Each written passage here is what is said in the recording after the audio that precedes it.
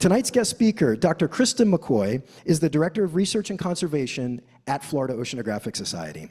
Dr. McCoy holds a bachelor's degree from Old Dominion University, a master's degree from James Madison University, and a PhD from the University of Florida.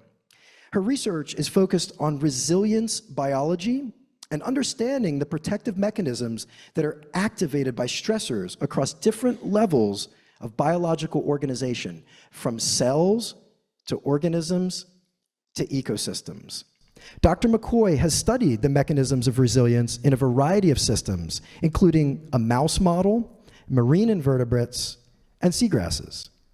Tonight, Dr. McCoy will show us how the resilience of humans, animals, and the environment are all deeply interconnected. I'm truly excited to introduce my friend and colleague, Dr. Krista McCoy.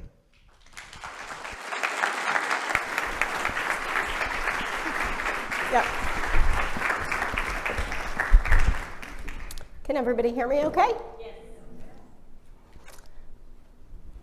Okay, let's see what we can do.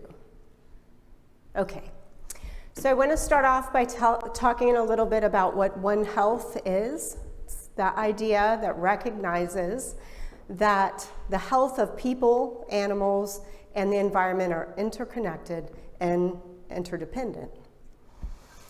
And we can think about this in a variety of contexts. And the one that I think about most, and have been thinking about for most of my life now, is environmental contaminants. So I've been studying environmental toxins for a long time. So we can think about how environmental exposures enter animals and affect their health. And we can think about how these pollutants enter human bodies and affect our health. And we can think about them in the context of the ecosystem in general. There are more than 85,000 synthetic chemicals in use today. And only about 2% of them have been evaluated for human health effects. And about half of those are known to disrupt the endocrine system. So the endocrine system is the system in our body that controls the function of our body. So our hormones, testosterone, estrogen, these things are controlled by our brain, our thyroid, our testes, our ovaries, and they're everywhere. So endocrine disrupting chemicals are found in the water. The reason why we have to take medicines every single day is because they leave our bodies through our urine and our waste, and they go into our water systems. They are sprayed intentionally on our foods as pesticides. We impregnate our materials that we cover our children with, that flame retardants that we use on materials that we cover our couches with, or our bedding with. We put these chemicals on the toys that we give our children to play with. They're impregnated in the bottles that our children drink from.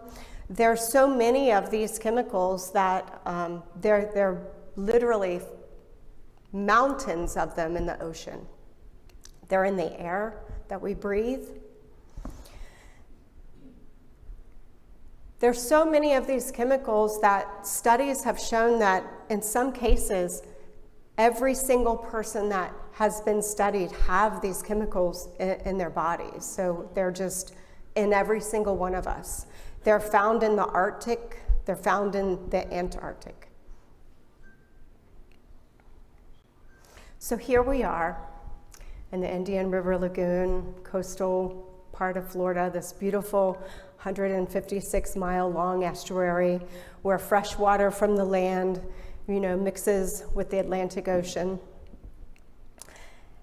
And just like everywhere, all coastal systems are affected by what's happening in the uplands.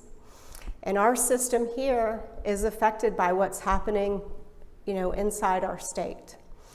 And so today, what I would like to talk to you about is the work that I've been doing for many years now.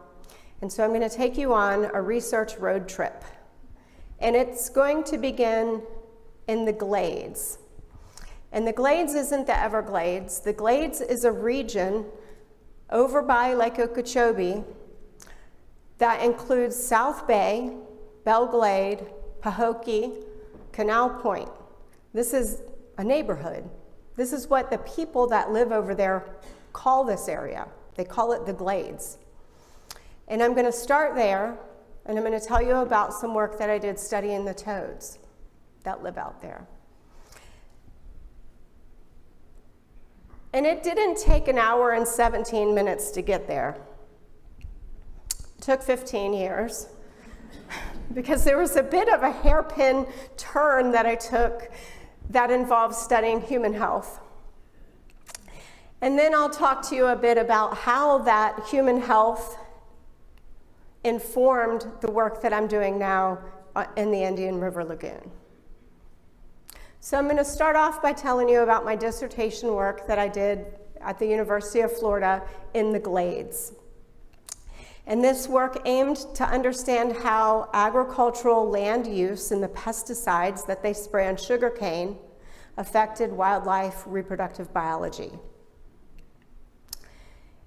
And I started out needing a canary, right? I needed a critter that could tell me something about the health of the environment. Just like the canaries told the men in the coal mine about the health of the coal mine. And so I picked cane toads. I picked them, one reason was because amphibians are indicator species. So just like blood pressure or A1C is an indicator of our health, amphibians are an indicator of the health of the environment because they're sensitive to their surroundings. And I wanted to take a minute to tell you that these toads are also called giant toads, marine toads, and I think they're totally awesome. And they're totally awesome for one main reason, in my opinion, because they are different colors. The males and females are different colors based on their sex hormones. Females are mottled and males are solid. And this is important when you're studying hormone disrupting chemicals. And so you can just look at these animals and you can tell whether they're suffering from endocrine disruption. So for example, this is what they're supposed to look like. But in the agricultural areas of the Glades, Belle Glade and Canal Point, this is what they look like. And when you dissect these animals and you look at their gonads, so their ovaries and their testes, they're intersex. That means they're both sexes at the same time. So females have ovaries, just like us. And in this species, the eggs have black yolk. Some species of amphibians have yellow yolk, but in this one, they're black. Males have a conical shaped testis. And this animal collected from Canal Point has both. And this is the time when I tell you that males aren't supposed to have ovaries. Just in case you needed to know that. So here's some data. Okay, so I'm going to try to use my trusty little, can you guys see this okay? Okay, so what I'm showing you is data on males. So I took the female data out. You're looking at the percentage of animals that were male in different categories. So the blue ones are the ones that were male, that were not male and female. The ones that were male and female, these intersex, are white. okay? So as we increase agricultural intensity, so we go from zero agriculture to a little bit of agriculture and homestead, to score more and more agriculture, you get more and more intersex animals. The percentage of individuals with more and more numbers of female tissues also increase with increasing agriculture. This Bitter's abnormality is just another type of reproductive abnormality, also increases with increasing agricultural intensity. And the maximum number of reproductive abnormalities also increase with agricultural intensity. So, are the gonadal abnormalities that I found out there associated with altered hormone concentrations? The bar that you see are all the males. So males came in different categories because they had different gonadal abnormalities, and all of the ones under the bar are male. And what you can see from this is that on the y-axis is estrogen, so females have a lot of estrogen, males in general have a lower amount of estrogen. When you compare testosterone, females have reduced testosterone, and so do all the males from the ag sites. It doesn't matter if they have gonadal abnormalities or not. They all have reduced testosterone. Now, one thing I'll tell you is that atrazine, a chemical that they spray out there, increases conversion of testosterone to estrogen. That's one of the things that it does. So this makes sense once you know that mechanism. And the ratio between estrogen and testosterone is higher in these intersexed animals. Oops, I'm so sorry. I think I'm going to try to use this for you guys at. Can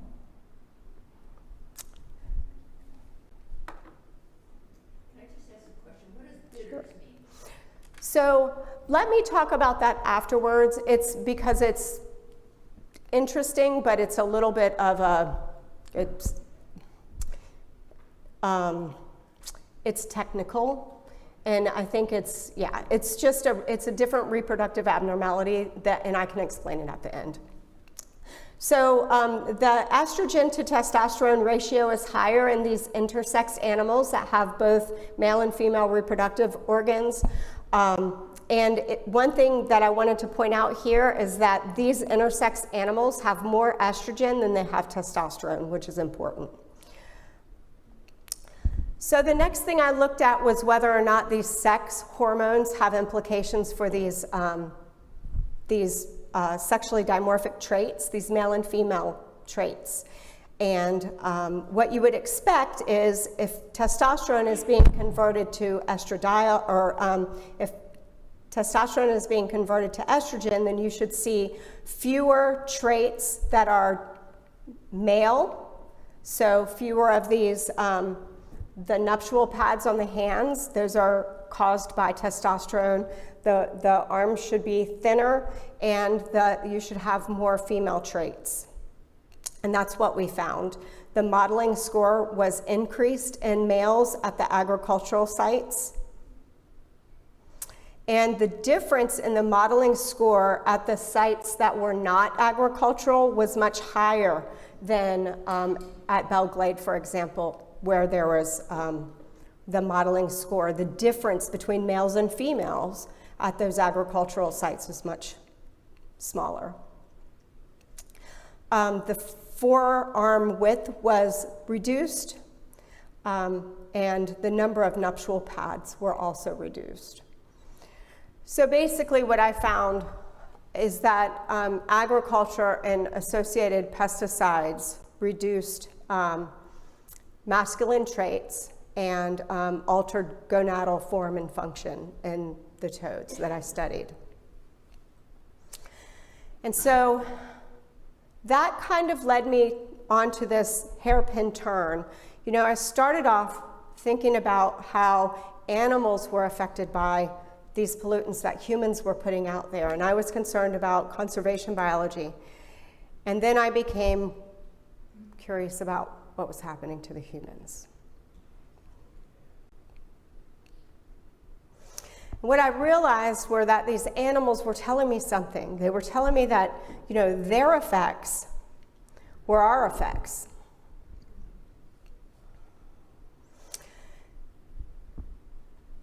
And what I knew was that endocrine disrupting chemicals harmed reproductive development. I mean, I saw it with my own eyes. And so I started to build my career on the backs of these frogs, and I did that by using the mouse as a model to study the effects of these chemicals on human development. I became interested in studying birth defects caused by endocrine disrupting chemicals. And I knew, based on data that was collected by other scientists before me, that embryonic exposure to endocrine disrupting chemicals increased the risk of birth defects on the reproductive system of humans. And the birth defect that I became interested in was hypospadias, and it's a birth defect of the penis, and it's very common. I'm going to show you a picture, and it's just like changing a diaper. So normally, the urethra opens at the distal tip of the penis. With hypospadias, it can occur on the shaft of the penis or even between the penis and the anus. Hypospadias occurred in the 70s in about 1 in 500 boys. By the 90s, it was occurring in 1 in 300 boys. 2011, it was occurring in 1 in 125 male births, and by 2018, it was 1 in 100 male births, and by 2024, it was 1 in 50. So this is the same number of people that have green eyes. That's a more than 500% increase in my lifetime. So you have to wonder what's happening to the babies, right? Okay, challenge accepted. So, in order to figure out what's happening, we need a reliable model system. We need to be able to induce hypospadias all the time. And the reason why we need to be able to induce it is because I need to know how to make it happen so that I can study developmentally how it got there. You can't do that in humans because I'm not causing that in humans, right? So I need to study the mouse. We need to be able to cause it 100% of the time because I need to know that it's going to happen so that I can study it before it happens. And I need to be able to say, how's it look right now? How do those babies look? They look okay?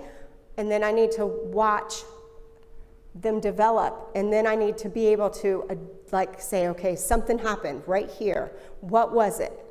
When that weird thing happened developmentally, what did it lead to? What did it lead to, right? So I have to be able to watch before I know it happened. So we figured out how to cause hypospadias 100% of the time with a chemical called vinclozolin. It's a pesticide that they spray on things like raspberries and kiwi, and they don't spray it so much anymore, but they spray it in other countries, and our food is global, so wash your vegetables. So on the y-axis is hypospadias incidence, on the x is vinclozolin dose. So we worked for years figuring out exactly when to dose the mom to cause hypospadias 100% of the time. And then we could, we got papers figuring out why hypospadias happened. But knowing the mechanism that causes hypospadias, knowing the mechanism that causes harm, doesn't stop the harm.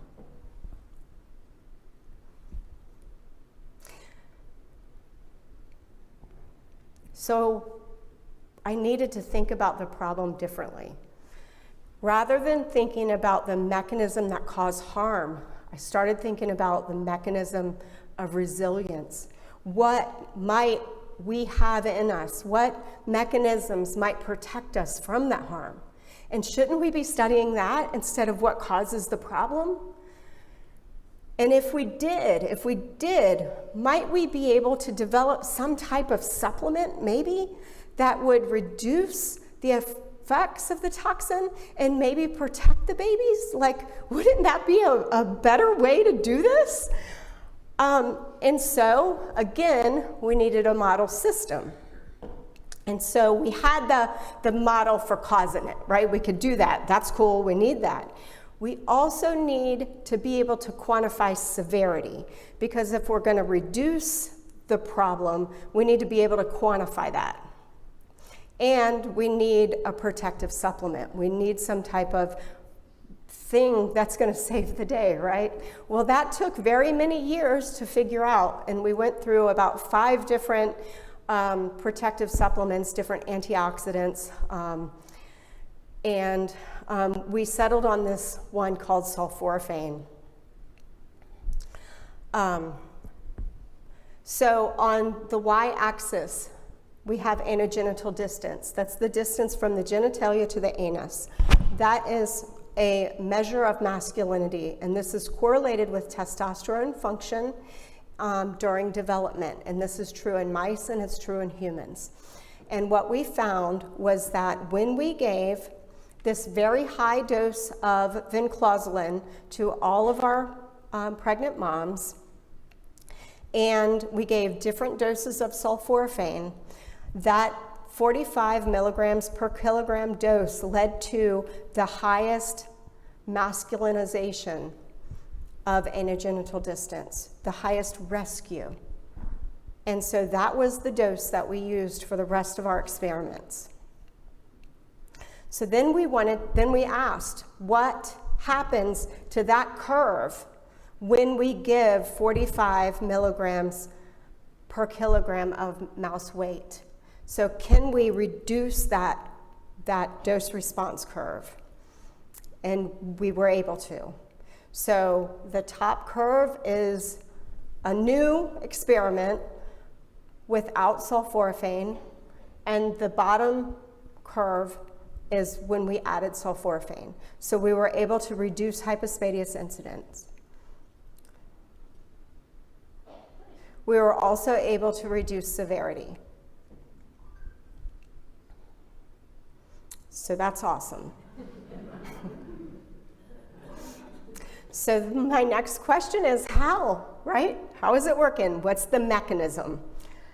So that's one of my favorite questions. What's the mechanism? My other favorite question is who cares? So sulforaphane increases antioxidant and detoxifying enzymes. And it does this by activating this chemical called NRF2, this blue guy. So when there's no sulforaphane, NRF2 is captured in by these other proteins. You don't have to worry too much about them. I do want you to, in the back of your mind, remember keep one. So they capture this NRF2, they don't let it go inside the nucleus and do anything. When sulforaphane comes into the system,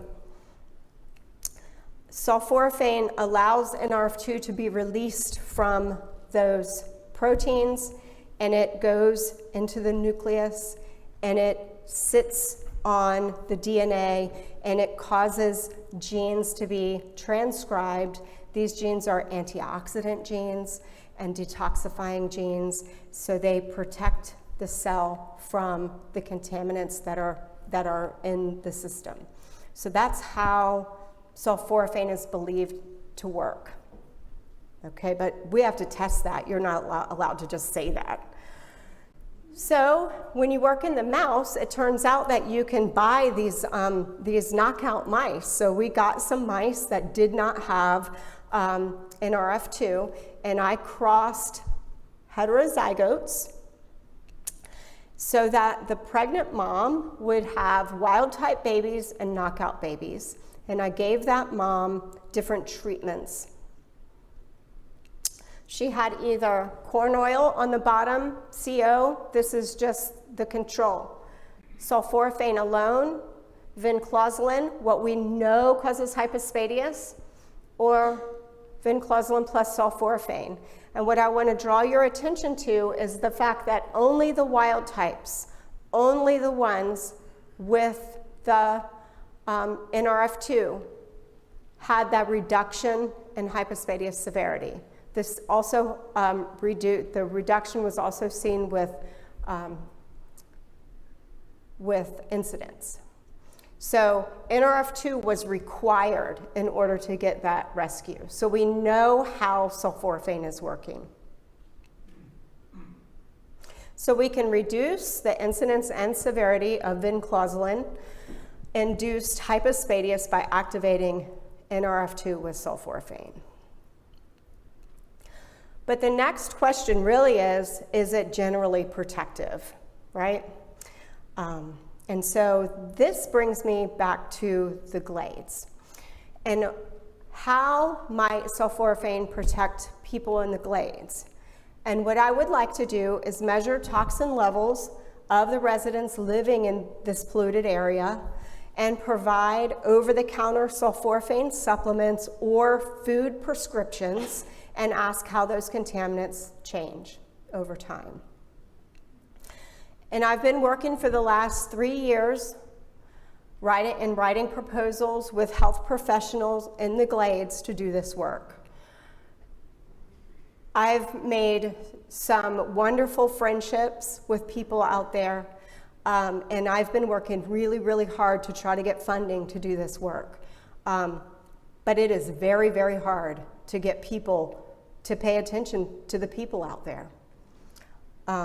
And so we will continue. I'm writing a grant proposal right now with Dr. Oglesby Brim, which is in the left corner. She has a clinic, Empower Healthcare, and the work that she does is awesome. All of the people on this slide are awesome. They spend so much of their time and energy helping the people out there. And I could do a whole talk just about the work that goes on out there.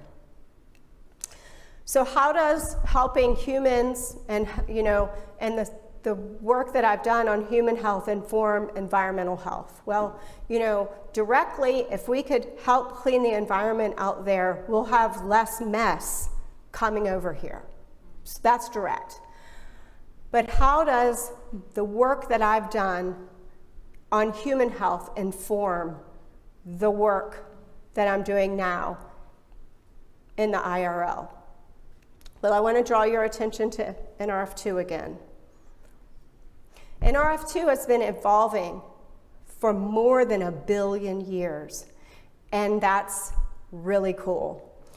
So what that means is that almost 1.5 billion years ago, NRF2 diverged from its precursor sequence. So that means that it's present in fungus and nematodes and sea urchins and everything. A little bit past that, about 1 billion years ago, it took on this cytoprotective activation, and so it protects almost everything on Earth. So the mechanism of resilience, this mechanism of resilience, just this one, is in everything, almost everything. So it transcends life. And about more than 500 million years ago, it took on this Keep One,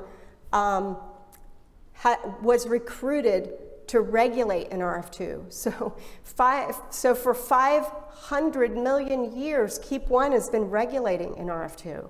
So it's just this one protein has this protective mechanism. So again, we just need to think about this from a different perspective. And maybe there are resilient organisms out there, or resilient strains of organisms that we can use for restoration to protect the IRL.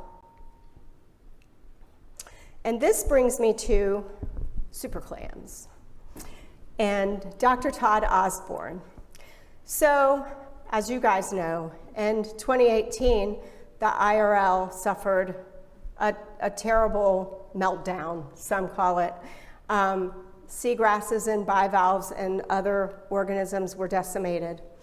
In 2019, Dr. Osborne went out and collected as many hard clams as he could find. And his hypothesis was that environmental perturbations that happened basically were equivalent to large-scale natural selection, leaving the hardiest, most stress-resistant individuals. And he collected those, and he called those clams super clams. And I am here to tell you they do have capes. He believed that their offspring would survive better for restoration outplantings, and he started breeding them. So I called Todd when I found out about this in 2022, and I started telling him about my mice. And I was like, I don't know, it might sound crazy. And I remember talking to him. I was in my living room, and I was telling him, and I was like, I don't know. He's like, no, I'm drinking the Kool-Aid, man. I hear what you're saying. And so we just started talking about it, and I started telling him about ideas about evolutionary rescue. And that's when I need to tell you about Mike McCoy. So this guy let me share his last name about 25 years ago. I refer to him as my more charismatic and better looking other half. And we've been chatting about resilient genotypes and evolutionary rescue for a while. So we looped Todd into this conversation, and I'll tell you a little bit about what I'm talking about using this example.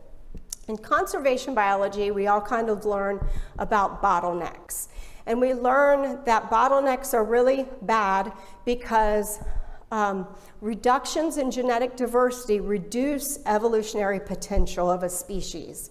And it's true that if we just drive a dump truck through a forest and we randomly take out,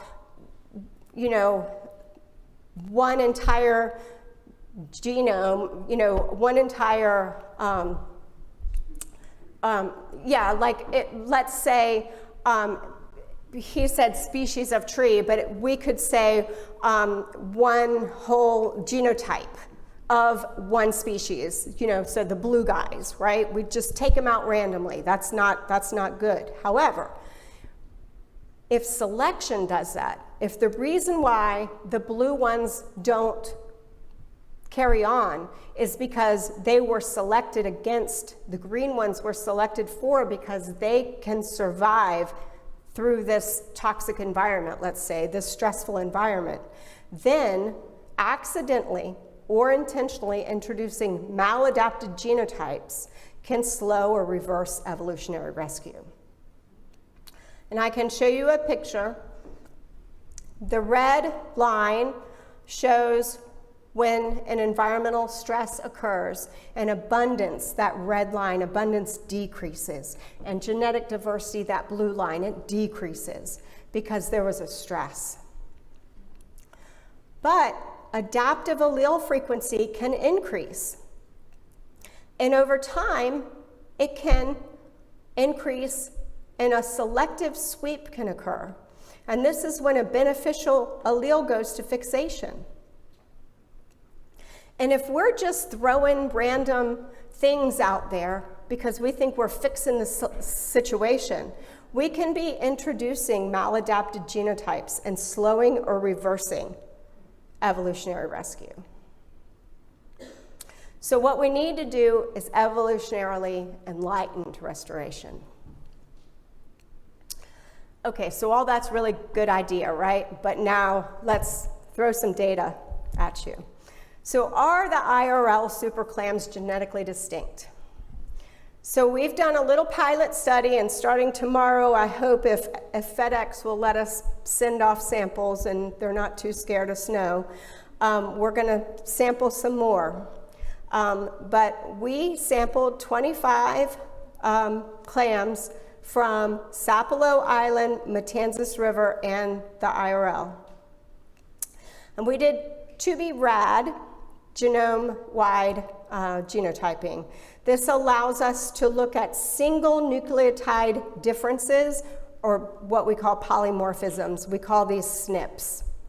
So we can look at single nucleotide differences in the DNA. And we genotyped over 67,000 of these in these 25 individuals. We can do population genetics and functional genomics. And I'm going to show you a variety of things a little bit quickly.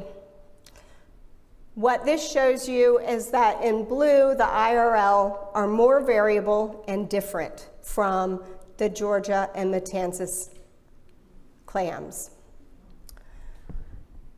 This shows you that Matanzas and Georgia and red and green are different from the IRL clams. This suggests that the super clams, the IRL clams, could be locally adapted. So this data all sort of builds up together. This data shows how differentiated these populations are. So in yellow here, Matanzas relative to Georgia have low differentiation. But Georgia relative to IRL and IRL relative to Matanzas are both higher and more moderately differentiated. We can also ask how each individual contributes to genetic structure. And so those individuals are along the bottom. And one thing that we can see is that there are 2 clusters for the IRL clams. 50% are all blue. And 50% of those IRL clams, along the bottom, you can see the individuals that are from the IRL are mixed, blue and yellow.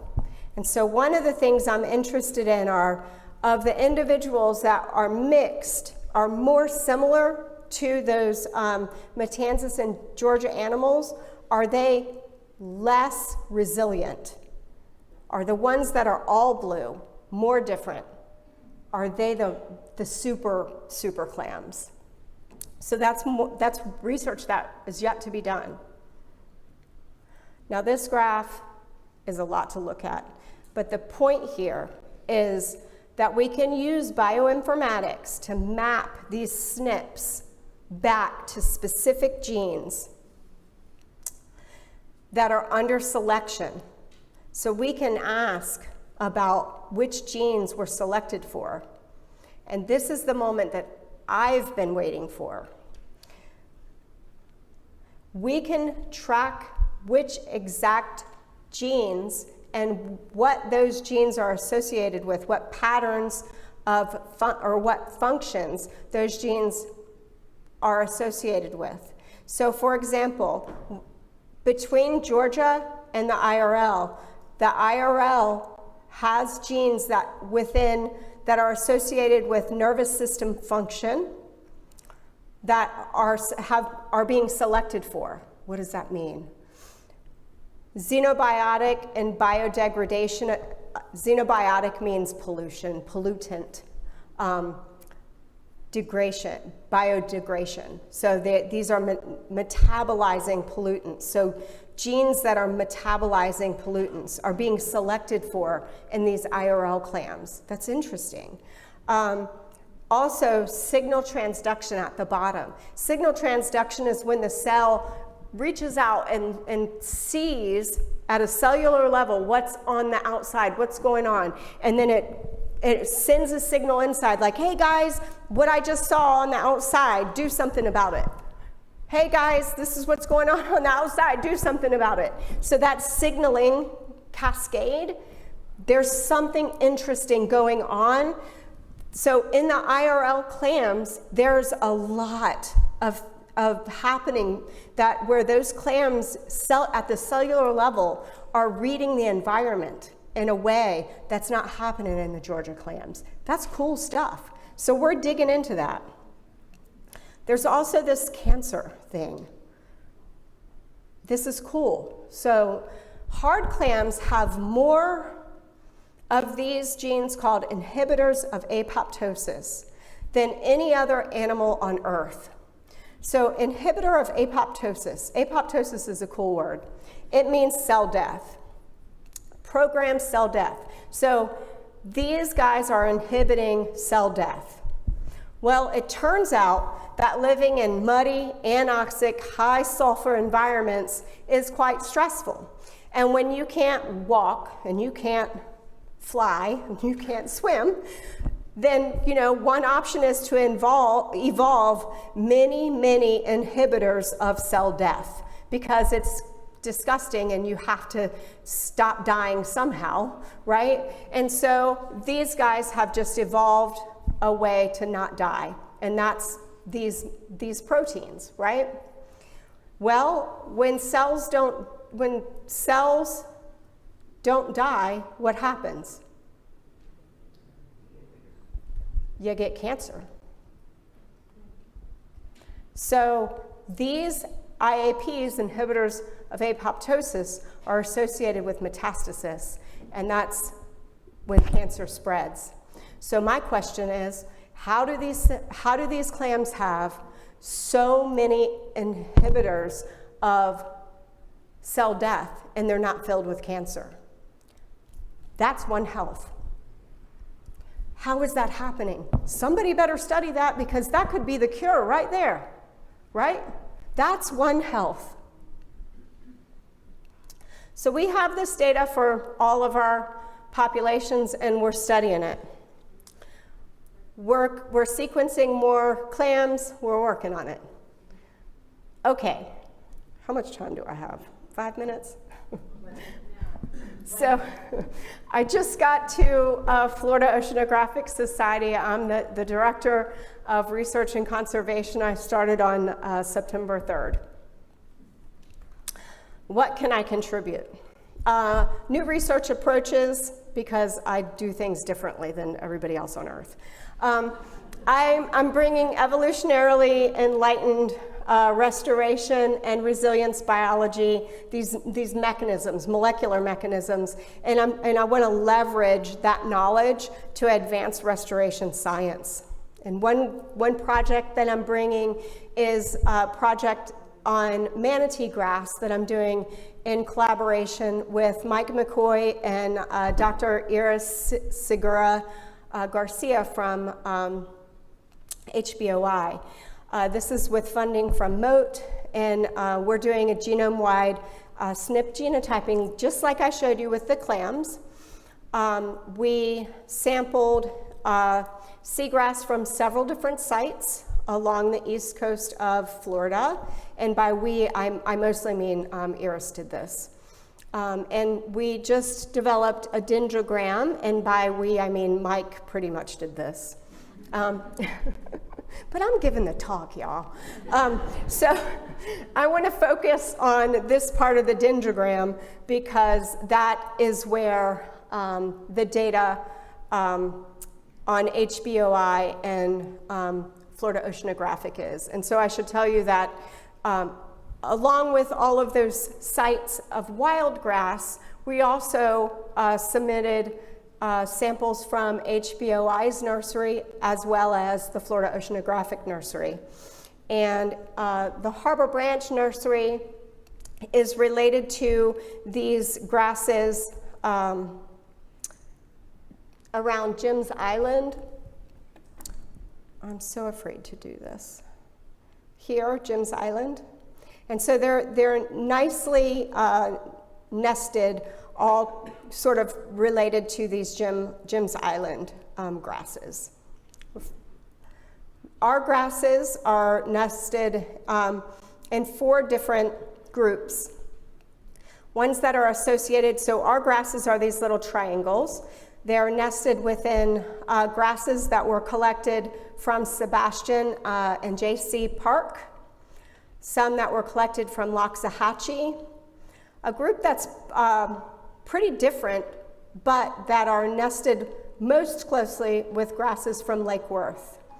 And so what are the implications of this? Well, taken together, our nurseries have a diversity of genotypes from different regions in the IRL. So these might be locally adapted to different stressors, and this is something that we can test specifically. This means that we can, now that we know this, do informed restoration projects. So we can either increase diversity of restoration plots. So if we have no previous knowledge and we want to do a restoration project, we might go out and put all 5 of these different genotypes out there.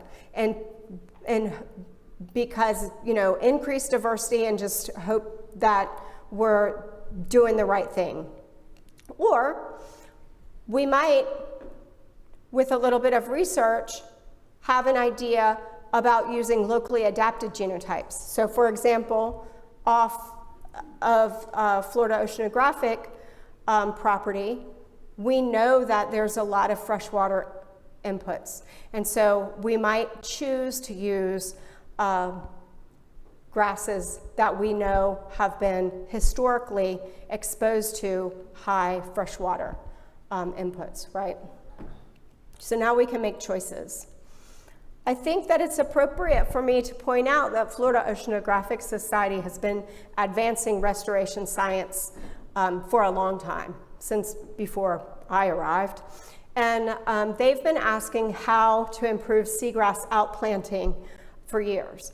And one of the past projects that they've been looking at is using fencing to control herbivory, keeping out manatee and turtles and large herbivores until the grass is set, and able to deal with that herbivory. They're also interested in, or have been historically interested in, looking at clam co-restoration. And just before I arrived, they were running that type of experiment. And they pull the grass out of what we call the wet lab, the seagrass meadow grow out area. And they set up these experiments, and this was one that was being set up, or was set up before I arrived. And they had this clam and no clam experiment that was crossed with fence and no fence. So they're asking, you might imagine that if you have a fence and you're keeping out these big herbivores and you have clams, that might be the treatment that really grows the grass the best. And in this case, they were looking at Haloduli rhytii, the shoal grass. And remember, we don't know this because we've never sequenced our Haloduli, but we're assuming that the Haloduli has lots of different kinds of strains, just like what we found for the manatee grass. And so you can imagine this is how they planted it out. It was before I got there. There was a mass mortality event at both sites, the Fort Pierce site and the Florida Oceanographic site. We think maybe the Fort Pierce site was associated with high temperature. We think probably the Florida Oceanographic site was associated with high freshwater flow from high basin flow.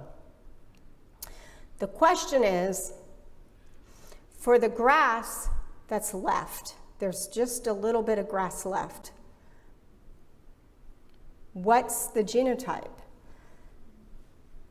So, are the surviving genotypes a mix of our entire meadow, or is it a selection as I've pictured them here? What genes were selected for? And what are the functional pathways that are represented through that selection? So, those are the questions that we're asking now about those grasses. So we're trying to get something out of that experiment, So what I've talked to you tonight about are these mechanisms of resilience that drive One Health. And what I'm hoping that I've convinced you that these mechanisms kind of transcend across all living things. And they've been around and evolving for millions, billions of years. And ultimately, we want to identify the mechanisms that promote survival in the face of global change. And many of these have been evolving for billions of years. And so what I want you to walk away understanding tonight is that the mechanisms that promote survival are in our DNA. We have those mechanisms to promote survival in us. So we can do it. We can do it. We can make it happen. And now it's time for questions.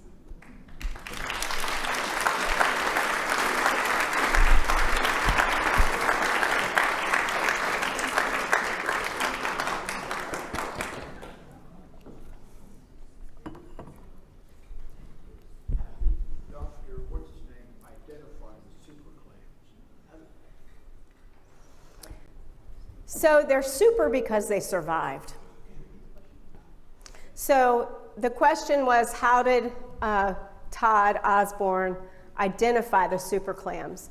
So in 2018, the clams were in the IRL were decimated. So he went out looking, and it literally took him a year.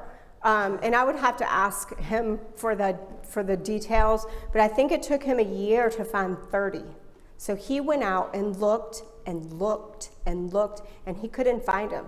And he would find one, and he would bring it back to the lab. And he would find one, and he would bring it back to the lab.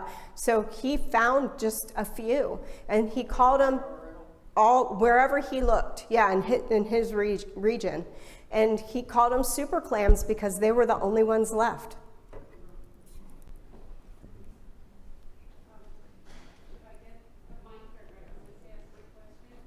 I can just repeat your question. I have many, many questions. I don't live here. I don't know a lot of the terms you're using. But first of all, the study with the humans in the glades, was the idea of removing the toxin just abandoned? Like, we can't get rid of these toxins, so we'll find a supplement that will improve their health? That's one question. So let me ask you, you're saying, why don't we remove the toxin instead of just giving them a pill? I'm saying, is that idea abandoned? Is it too far gone to say that maybe the health of these people living in that environment, maybe taking that very specific toxin that you identify clearly as causing this particular toxin? Yeah, no, you can't. You can't. It's not one thing. Did you see that picture of all those different things? Yeah, it's not just one thing, and I think that your heart's in the right place to think that if it's just one chemical, the one chemical that I alluded to in the frogs, that just ban that. It's not that easy. And it's not just in the people in the glades. My heart is in the glades because I studied the animals out there, and I know what those people that live out there are exposed to, but it's in all of us. All of us have chemicals in our bodies that are harming our health. Then my other question is towards the end. I thought, are you saying we're all the super clams, we're all the superhumans, or are there some humans who are going to be the super survivors in some time? So my words at the end were meant to empower all of us to do something about the environment, because we can do something if we're creative and if we feel empowered and if we try. right? Because so often I feel like the problems are hard. And sometimes it's really easy to get down and to feel like, what can we really do? I mean, the world is on fire, you know? And what can we really do? But with my job and the stuff that I look at, it's like every day I'm fascinated by the resilience of the world and like the fascinating things that biology offers, like just, you know, like those clams, like they can't walk, but they can, you know, make 100 copies of proteins that keep them from dying. You know, it's like, who came up with that? You know, it's just amazing. Biology is amazing. And if we can just take a little bit of that, you know, that, I don't know, passion or love or I don't know. I think that's kind of what I was trying to say with that. I don't know, maybe it didn't come off right. Did that help? I have a question about the toads. Okay. Did you notice a population decrease with the emergence of the intersex? And then at what point do you start classifying a new type of species when there are different characteristics than the original? Could you repeat the question for our Zoom audience? So the question is about the toads, and if I noticed a population decline, and at what point do you call it a different species when they're so different? And so those are both good questions. So one thing about cane toads is that they're not from here, they're introduced, so they don't have natural predators. They're big, and so there's not really anything keeping their populations in check. And so they're not really suffering from population declines. A single female toad can lay 30,000 eggs. So if one female mates with one male, you have 30,000 babies. So just one pair can mate a year and you'll have plenty in that population. And so, and with no predators, you know, I think we don't really have to worry about their populations declining.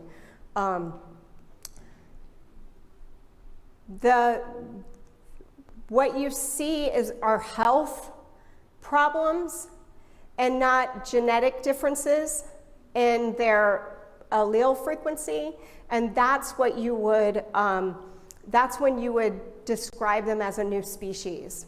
Yeah. So let's go ahead and take a question or two from our Zoom audience. We still have a lot of people logged in online watching. This is a question from Kelly. What strategies do you recommend to best influence those using toxic chemicals to ideally stop or decrease their use, or at a minimum, be more transparent about the amount and type of chemicals being used?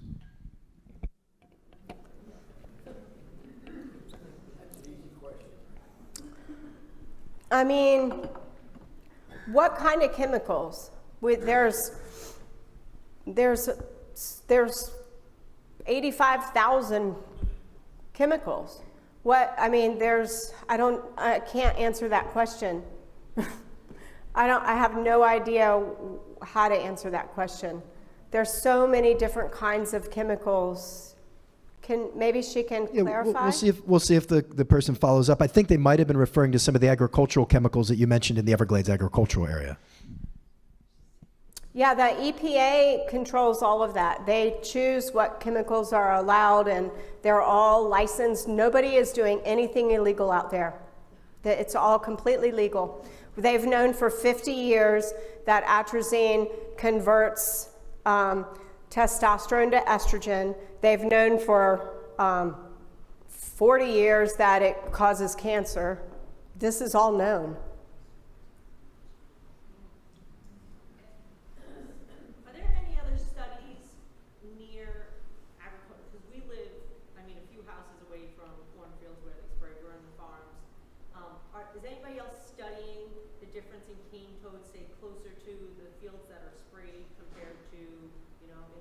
subdivisions or anywhere else. Is anybody else doing this study to see if it's a bigger problem closer to the farms, or is it all the same when?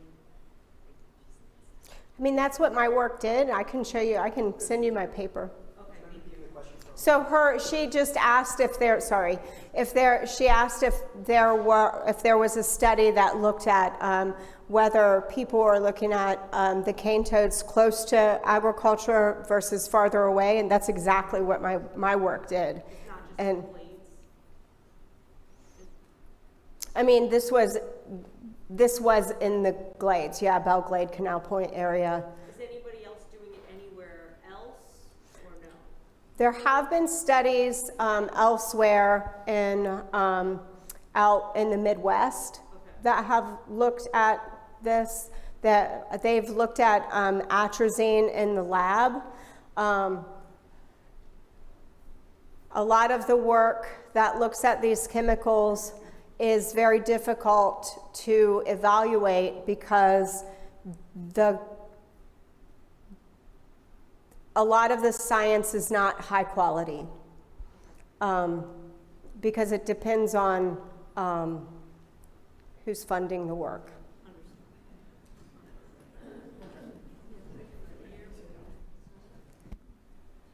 said there's a certain amount of resilience in everybody, some more than others. Is there any way that you can increase your resilience to these chemicals? Is there anything that you do personally, yourself? Absolutely. So she asked if there are any ways that you can increase your resilience to toxic chemicals, and there absolutely is. Sulforaphane is a chemical that your body makes when you eat cruciferous vegetables. So antioxidants are chemicals that help your body deal with oxidative stress. So eat fruits and vegetables. Wash them first. I use soap. Yeah, so lots of broccoli sprouts, lots of leafy greens, fruits and vegetables, absolutely. Are you? Yeah. Are cane toads not in and of themselves toxic?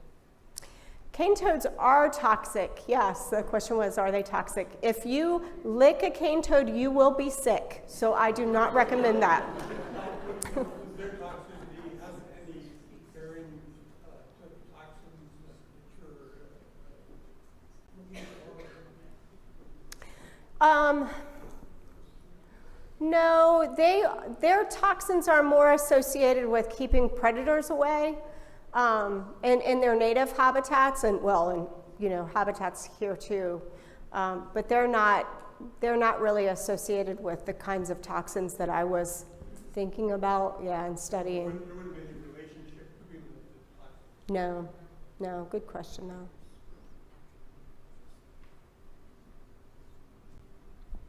Yeah, it's kind of hard to see. On the first picture you show the environment, you show the air above all living creatures. We find out that our atmosphere is just loaded with toxins, and I appreciate what you're doing, but I feel like it's like a game of whack-a-mole. And the thing here is, the more we look at the contamination in the atmosphere, the heavy metals, the aluminum aerosol spraying that a lot of people are aware of what's going on above their head and what's happening with photosynthesis. And then it's going to make it really difficult for the genetic variation that's built into all of our life forms to cope with man-made toxins. And as hard as you try, the toxin levels are going up dramatically. Just with the fires out in California, they were talking about the plastics that were burned were highly toxic, and that's being spread around the world. But the aerial spraying that's occurring is around the world. So I wish you all the luck in the world. It's like a race against time, but the ground rules keep changing.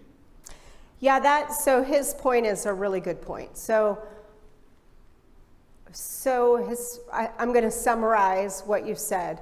So I think the main point that I want to summarize is that, so he said that there is so many pollutants in our environment, that the ones that he's pointing out are the ones that are being put in the air. But the thing that you said that I think is really important is that these man-made chemicals, and the thing that's so very important to think about is that I've been talking about evolution, and for these proteins that are in our bodies, that are in crabs, that are in worms, that are in all these different animals, they've been evolving for billions of years, and they give me hope that we'll be able to survive, that we'll be able to help other things survive, because they've been doing this, they've been surviving for billions of years. But your point that humans are making things that nothing has evolved yet to deal with, and that we're making them so fast and we're synthesizing them so quickly that we're not able to evolve fast enough to deal with them. That's a good point. So there just went my talk. That guy just ruined the whole thing for me. It's a good point. Krista, let's take a question from Jada in our Zoom room. Jada says, thank you, Dr. McCoy. What are your thoughts on creating genetically stronger organisms in a lab setting before outplanting? I have been known to have that discussion with people in closed doors, behind closed doors. I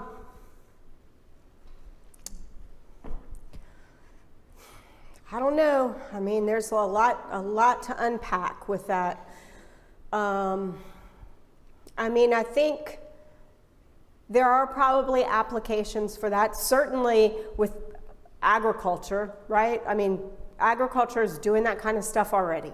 And so if it comes to, growing food, I could imagine that we would very easily be able to come up with an application for having resilient chickens or, resilient kinds of corn, those kind of things. And people are doing that already, right?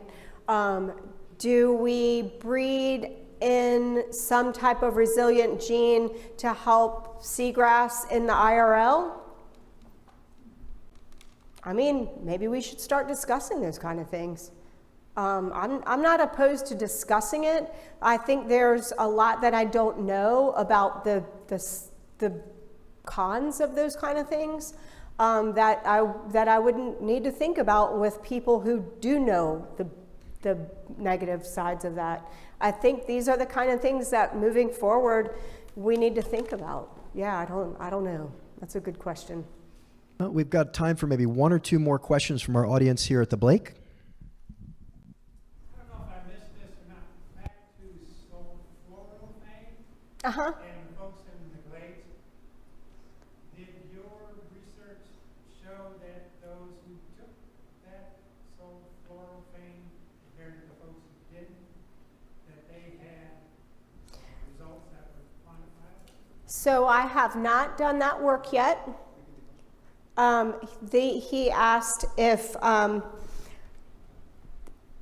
the people in the glades provided sulforaphane saw significant effects, reductions in contaminant levels. And that work has not been done for two main reasons. One is one does not just walk into the glades and hand people pills. And so I have been for many years now working with people in the glades to earn their trust and the second reason is because one does not just get funding to work in the glades, because nobody cares about the people in the glades. And I'm sorry to put it that way, but it's very difficult to find funding to do research like that. And there is funding through NIH, but you have to have a lot of preliminary data. You have to have, so I've been working on it. And we have a lot of people out there who are interested, who have bought in, that are ready to go, and we've been working on it. And I think we're going to get there without a doubt, but it takes time. And so we have the people who, the residents out there want to do it. They're bought into it.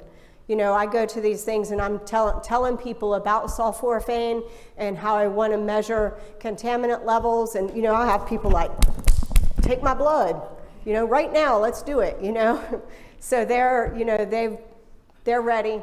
I have people who are, doctors out there who are ready to help, do the work. And we just need to get funding. And we're working on it. I'm writing a grant proposal with Dr. Oglesby Brim right now. So, and I've written many with her. It's just hard to get funding to do that work. We'll take one more question for the night. I see a hand up here in the front row.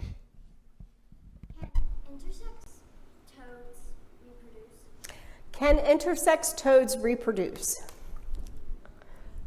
Do you want to do a PhD with me to figure that out? Because here's the thing.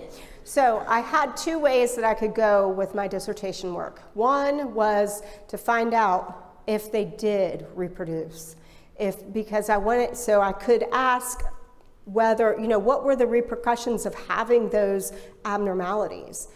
And the other question was, how in the world could they develop that way? And so I went with the developmental biology question.